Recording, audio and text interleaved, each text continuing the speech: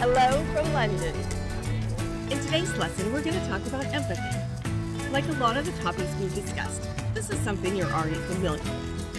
But it's worth taking some time to discuss exactly what empathy is and how it differs in a cross-cultural setting. Empathy is feeling with people. It's connecting with something inside of yourself that allows you to recognize what the other person is experiencing. For this reason, we say that empathy is a vulnerable thing to do because it requires you to tap into a personal experience and to feel for yourself what that is so that you can connect with what the other person is experiencing. Empathy, on one hand, seems like a natural human trait. It facilitates trust and cooperation, allowing us to live in societies. Psychologists have been mapping empathy for the last 30 years and have found that empathy is actually on the decline. Even people who consider themselves to be empathetic may find it harder and harder to be empathetic in certain situations, especially when there's conflict or disagreement. Whether it's politics, religion, or culture, it's becoming more commonplace to not just dislike, but to actively denigrate others when we can't agree on something. When this happens, we dehumanize the other, and when we can't connect as humans, we can't empathize. But it's just as much a skill as a trait, something that can be honed with intention and practice. For example, I like to think that I'm kind, and I'm sure lots of people think that they're kind. But I've also come to realize that sometimes we're only kind to our kind. In other words, we just don't understand or trust others. And some days, who's part of my kind seems smaller and smaller. It takes practice and work to break out of the mindset of not being empathetic to others that you don't know. At minimum, it requires you to be open to connecting with and feeling what someone else is feeling. At its hardest, it requires you to consider other points of view that may put you in a defensive position of your own point of view. But if your goal is to connect with your host culture, then empathy needs to become a part of your practice. So on one hand, empathy is something you already do, something you're familiar with. So how does it differ in a cross-cultural setting?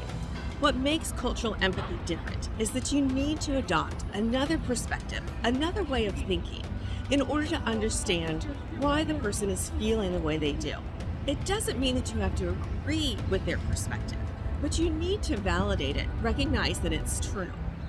This is very difficult and it requires a lot of vulnerability, especially when it means recognizing that you yourself or your cultural manifestations in some way have caused the distress or the feeling, the negative feeling that the other is experiencing. You may feel a tremendous amount of anxiety when you recognize that something you do or some way you behave or some way that you think, which you believe is a positive and appropriate thing to do, causes distress or makes another person feel a negative emotion some way wrong to them. The way you see things, including yourself and your behavior, may not align with how the other person sees you. But empathy requires you to acknowledge that the way they see you makes sense to them in their cultural framework. True cultural empathy is more than just cultural awareness or cultural sensitivity. Those are really just looking at the experience without trying to understand it. Cultural empathy acknowledges and tries to understand the experience. Cultural empathy is being impacted by, being changed by someone else's experience. It's finding a place inside of you, maybe a similar experience that you can relate to in order to connect with someone else. But this takes real work. So how can we learn to do it? One researcher, Teresa Wiseman, identified 4 characteristics for empathy: perspective taking, staying out of judgment, recognizing emotion, and communicating. With perspective taking, this means seeing the other person's perspective, recognizing that it is valid and true for them, even if it doesn't make sense to you. When you think about someone else's perspective, use a positive, not a negative lens. Assume that the other person is being cooperative and trying to interact in a way that's positive, and you may have done something that upset them. When we talk about different cultural perspectives, we want to go in with an open heart and an open mind, acknowledging that there are different ways of doing things, not right or wrong ways. There are different interpretations. not right or wrong ones. This leads to the next skill, staying out of judgment. Resisting the impulse to be negative, judgmental, or defensive of yourself. Particularly in a cross-cultural setting, it may be easy to judge the other person from your own cultural norms. Judging is not only being outright negative, it's also saying things like, well, they shouldn't feel that way, I didn't mean it that way. Those are still things of evaluating from your own cultural perspective. The point of empathy is to recognize and acknowledge that their perspective makes sense to them, and not to react to that in a negative way, not to judge that perspective. Being non-judgmental in a cross-cultural setting can be difficult because it can feel like a personal attack on you or your cultural values, your cultural habits. You need to work on separating your attachment to your way of doing things, to your way of behaving, and lean in with curiosity. One way to do this is to try to remove negative words from your vocabulary. Words like rude or stupid, things that mark you as superior. Instead, focus on describing the behavior as different and be curious about that difference. Next is recognizing emotion. Recognizing emotion in intercultural settings can be difficult because the things that cause those emotions and the behavioral manifestations of those emotions may be different than what you're used to. Asking for advice from bicultural people, looking to guidebooks, or just generally being open to thinking in different ways will help you in identifying emotion. And finally, communicating to find connection. This starts with acknowledging and validating the other person's perspective and looking for ways to rectify the situation. This again can be difficult if you don't have the language skills to say what you want to say, to ask the questions that you want to ask. So I encourage you to know a few words in the host country to say I'm sorry, or I apologize, excuse me, things like that. So let me give you an example from London. Once I was with a group of students here. There were about 12 of us, and the street was narrow, so we were walking single file. We were talking sort of loudly, yelling back and forth to one another from one end of the line to the other, when a woman walked by and shushed us, saying, "Why do you Americans have to be so loud?" So what does cultural empathy look like in this situation? First, the perspective of the other is that we were being loud. And I wouldn't argue with her, we were being loud. But we could have easily been judgmental of her and defensive of ourselves, saying things like, well, we're outside and we're just having fun, it's not that big of a deal. Why should she care?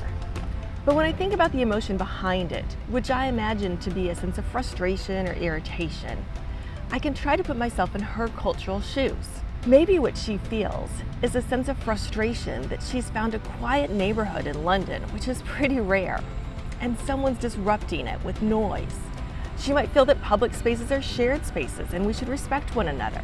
She might even feel that noise pollution is just as irritating as air pollution. I can relate by thinking of a similar situation, like being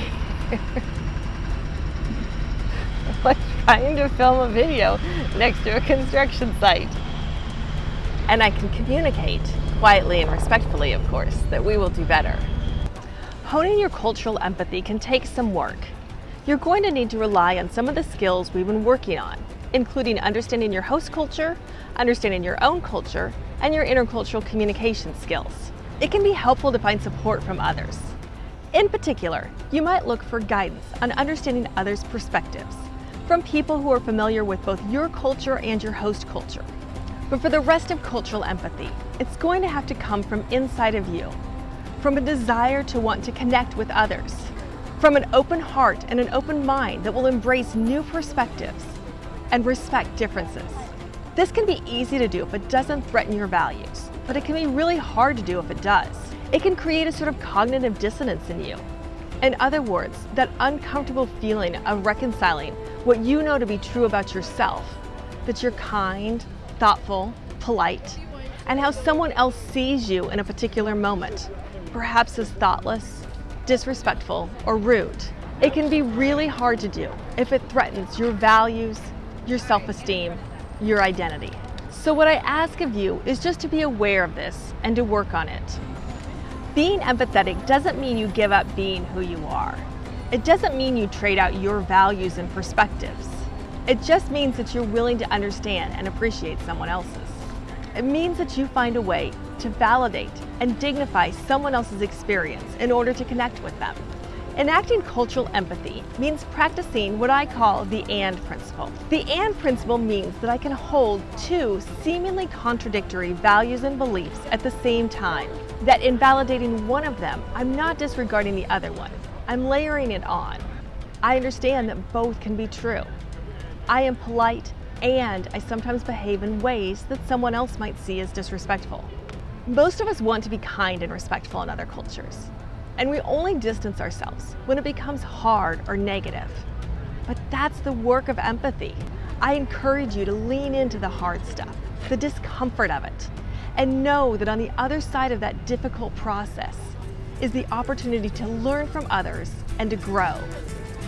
As you work on your cultural empathy, I hope it brings you new opportunities to meet people, make new friends, and connect with those who are different than you.